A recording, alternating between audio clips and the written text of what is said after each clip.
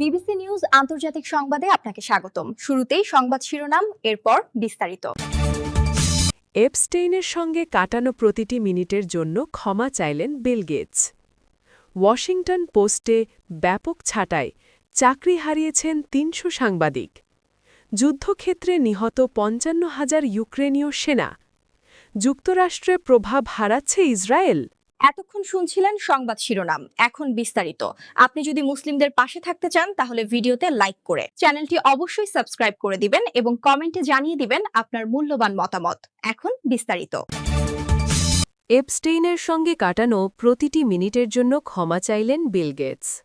যৌন অপরাধী জেফ্রি এপস্টেইনের সঙ্গে কাটানো প্রতিটি মিনিটের জন্য ক্ষমা চেয়েছেন মাইক্রোসফটের সহপ্রতিষ্ঠাতা বিল গেটস।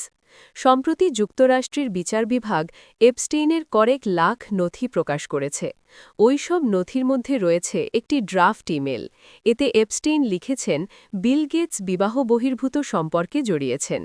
তিনি বলেছেন বিল গেটস এক রুশ নারীর সঙ্গে শারীরিক সম্পর্ক করেছেন, যার প্রভাবে তিনি অসুস্থ হয়ে পড়েন।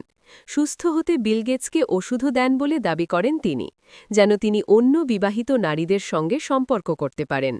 তবে এই ইমেলের তথ্য অসত্য বলে দাবি করেছেন বিল গেটস। তিনি সংবাদ মাধ্যম 9 নিউজ অস্ট্রেলিয়াকে বলেছেন, আমি তার সঙ্গে কাটানো প্রতিটি মিনিটের জন্য আমি দুঃখিত, ক্ষমা চাই। ওই ইমেল কখনো কোথাও পাঠানো হয়নি। ইমেলটি মিথ্যা। আমি জানি না এ ব্যাপারে তার কী মতলব ছিল। এপস্টেইন কি কোনোভাবে আমাকে আক্রমণ করতে চেয়েছিলেন? ওয়াশিংটন পোস্টে ব্যাপক ছাঁটাই, চাকরি হারিয়েছেন ৩০০ সাংবাদিক। মার্কিন গণমাধ্যম ওয়াশিংটন পোস্টের ৮০০ সাংবাদিকের মধ্যে ১/৩ ছাঁটাই করেছে মালিকপক্ষ। ২০১৩ সাল থেকে গণমাধ্যমটির মালিকানায় আছেন অ্যামাজনের প্রতিষ্ঠাতা জেফ বেজস। স্থানীয় সময় বুধবার অনেক কর্মীকে বাড়িতে থাকার নোটিশ পাঠানো হয়েছে। ২ জন অভ্যন্তরীণ সূত্রের বরাতে নিউ ইয়র্ক টাইমস জানিয়েছে, কোম্পানি প্রায় ৩০% কর্মী ছাঁটাই করেছে। এতে ব্যবসায়িক বিভাগ এবং প্রায় ৮০০ সাংবাদিকের মধ্যে ৩০০ জনেরও বেশি বাদ পড়েছে। অনলাইনে একটি লাভজনক সংবাদপত্র গড়ে তোলার এবং চালানোর পথ খুঁজে পাননি বলেই এই ছাঁটাই করেছেন বেজস। তার মালিকানার প্রথম ৮ বছরে পত্রিকাটি সম্প্রসারিত হয়েছিল, কিন্তু সম্প্রতি সংস্থা বেশ হোঁচট খেয়েছে। নতুন এই ছাঁটাইয়ের কারণে বন্ধ হয়ে যেতে পারে গণমাধ্যমটির কয়েকটি বিট ও কার্যক্রমও। সংকুচিত হবে বেশ কিছু সেক্টরও। দ্য পোস্টের নির্বাহী সম্পাদক ম্যাট মারেরি জানান, বুধবার সংবাদকর্মীদের সঙ্গে ফোন কলে তিনি জানিয়ে দেন, সংস্থা দীর্ঘ সময় ধরে অনেক অর্থ হারাচ্ছে এবং পাঠকদের চাহিদা মেটাতে পারছে না।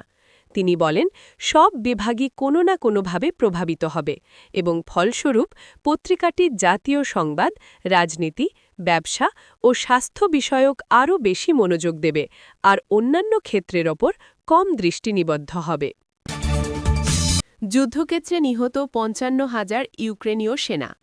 যুদ্ধক্ষেত্রে এখন পর্যন্ত প্রায় ৫৫,০০০ ইউক্রেনীয় সেনা নিহত হয়েছেন বলে জানিয়েছেন ইউক্রেনের প্রেসিডেন্ট ভলোদিমির জেলেনস্কি।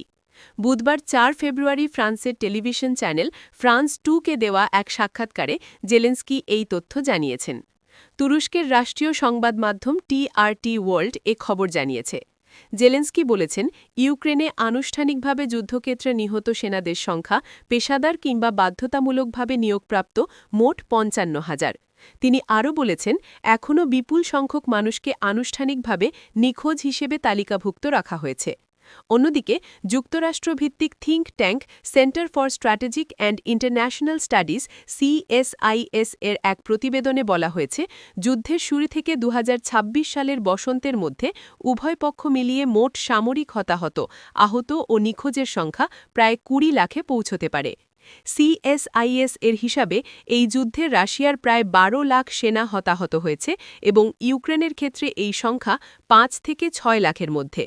প্রতিবেদনে আরও বলা হয়, যুদ্ধ শুরুর প্রায় ৪ বছরে রাশিয়ার প্রায় ৩,২৫,০০০ সেনা নিহত হয়েছে বলে ধারণা করা হচ্ছে।